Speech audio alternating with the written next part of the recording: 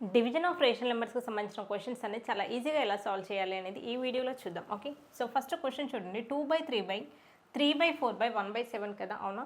So first చూడండి, మనం inner బ్రాకెట్లో ఉన్న వాల్యూస్ని సింప్లిఫై చేయాలి. ఫస్ట్ మనం 3/4/1/7ని మనం సింప్లిఫై చేయాలి. దీన్ని సింప్లిఫై చేయాలంటే ఫస్ట్ మనకు ఒక ఫార్ములా ఉంటుంది. ఏంటి అంటే క్లియర్గా చూడండి, a/b/c/d ఉంటాయి. సో దీన్ని మనం ఎలా సింప్లిఫై చేస్తాము అంటే a/b బై సింబల్ కాస్త ఇంటూ సింబల్ లాగా మారిపోతుంది. a/b ఇంటూ ఈ ఫ్రాక్షన్ అనేది రివర్స్ అవుతుంది. ఇది c/d కదా, d/c లాగా మనకి చేంజ్ అవుతుంది. ఓకే, సో ఈ ఫార్మాట్ కనుక మీకు తెలిస్తే మీరు క్వశ్చన్స్ అన్ని చాలా ఈజీగా సాల్వ్ చేయగలరు. ఒకసారి క్లియర్గా చూడండి. ఇప్పుడు చూడండి, 2/3 ఈ బై అనేది యాస్ట్రీస్.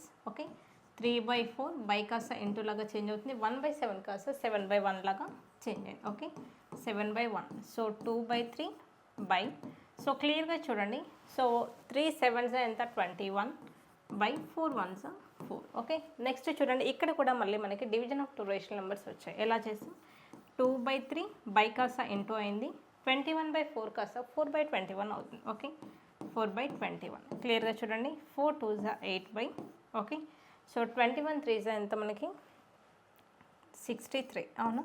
So what is the answer for this question? 8/63 is the right answer. Okay, so ఎవరైతే మ్యాథ్స్ బేసిక్స్ బాగా ఇంప్రూవ్ చేసుకోవాలి అనుకుంటున్నారో వాళ్ళందరి కోసం ప్లేస్టోర్లో క్లియర్గా చూడండి, డిమ్యాథ్స్ దీపిక అనే యాప్లో బేసిక్స్ మ్యాథ్స్ అనే కోర్సు లాంచ్ చేయడం జరిగింది. ఈ కోర్సులో మనకి 40+ వీడియోస్ అనేది ఉంటాయి. కంప్లీట్ బేసిక్స్కి సంబంధించిన వీడియోసే ఉంటాయి. కాబట్టి ఎవరైతే మ్యాథ్స్ బేసిక్స్ ఇంప్రూవ్ చేసుకోవాలనుకుంటున్నారో వాళ్ళందరికీ ఈ కోర్స్ అనేది చాలా హెల్ప్ఫుల్గా ఉంటుంది. సో ఎవరైనా సరే కోర్సు గురించి తెలుసుకోవాలి అనుకుంటే కింద కామెంట్ సెక్షన్లో కామెంట్ చేయండి. So thank you all, see you in the next video.